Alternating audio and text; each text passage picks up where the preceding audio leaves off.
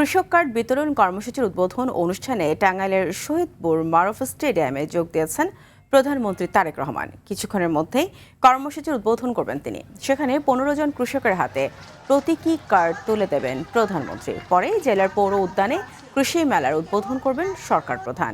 এরপর টাঙ্গাইল সার্কিট হাউসে যাওয়ার কথা রয়েছে তার। সর্বশেষ মাওলানা আব্দুল হামিদ খান ভাসানীর কবর জিয়ারত করবেন প্রধানমন্ত্রী।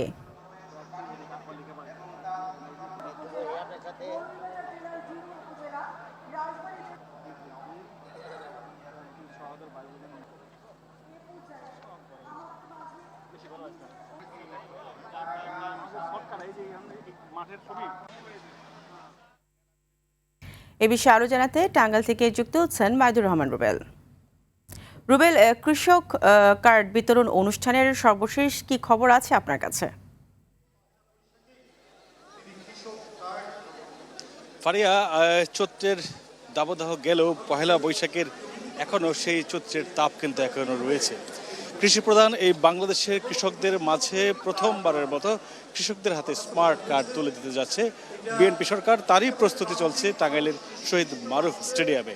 প্রধানমন্ত্রী তারেক রহমান 11:30টায় পৌঁছেছেন এই মাঠে এবং তিনি এখন রয়েছেন এখানে। উপস্থিত যারা রয়েছে তারা বক্তব্য রাখছেন। এখন বক্তব্য রাখছেন বিএনপির সিনিয়র যুগ্ম মহাসচিব, প্রধানমন্ত্রীর উপদেষ্টা, মন্ত্রী পদমর্যাদা, শিল্প মন্ত্রণালয়ের রুহুল কবির রিজভী আহমেদ। তিনি বক্তব্য রাখছেন। কৃষি কার্ডের কি সুফল পাওয়া যাবে তা মূলত একটা সামারাইজ করা হচ্ছে এই এখনকার বক্তব্যগুলোতে। কিছুক্ষণের মধ্যে প্রধানমন্ত্রী তারেক রহমান কৃষকদের হাতে তুলে দেবেন কৃষি কার্ড।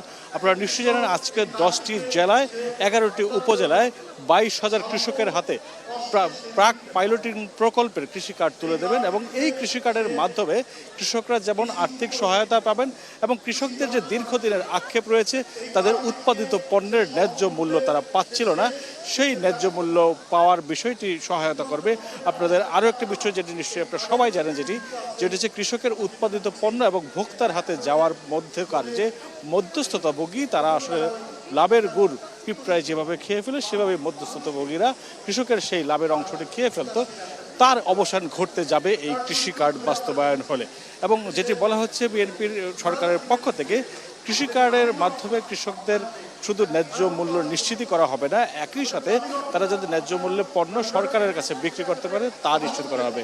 সার, বীজ এবং সেচ নিশ্চিত করার বিষয়টি চলে আসবে এই কৃষি কার্ডের মাধ্যমে।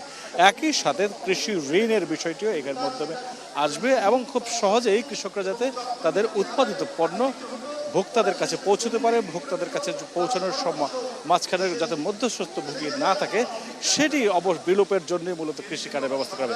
আমাদের সাথে বেশ কিছু কৃষকের সাথে আমরা কথা বলেছি, তারা বেশ খুশি, আনন্দিত, বলছেন যে পহেলা বৈশাখে কৃষি কার্ড তাদের জন্য একটি উপহার সরকারের পক্ষ থেকে। তারা প্রথমবারের মতো এরকম সম্মানিত বোধ করতে পারছেন বলে জানান যে কৃষকদের সম্মানিত করছে বিএনপি সরকার। তাদের প্রত্যাশা কৃষক উৎপাদিত পণ্যের যাতে ন্যায্য মূল্য পায়, তাদের যে ভোগান্তিগুলি ছিল, যে দুর্ভোগগুলি ছিল, সেই দুর্ভোগ থেকে তারা মুক্তি পাবে এমনটাই প্রত্যাশা করছে কৃষকরা।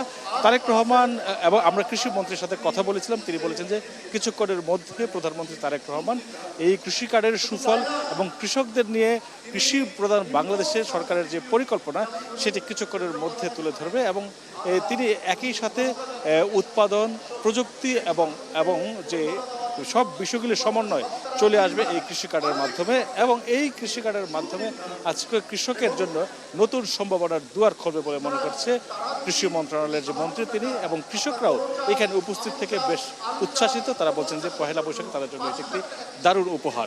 এই ছিল টাঙ্গাইল থেকে সবশেষ খবর আমার কাছে। ফারিয়া। রুবেল, আপনাকে ধন্যবাদ।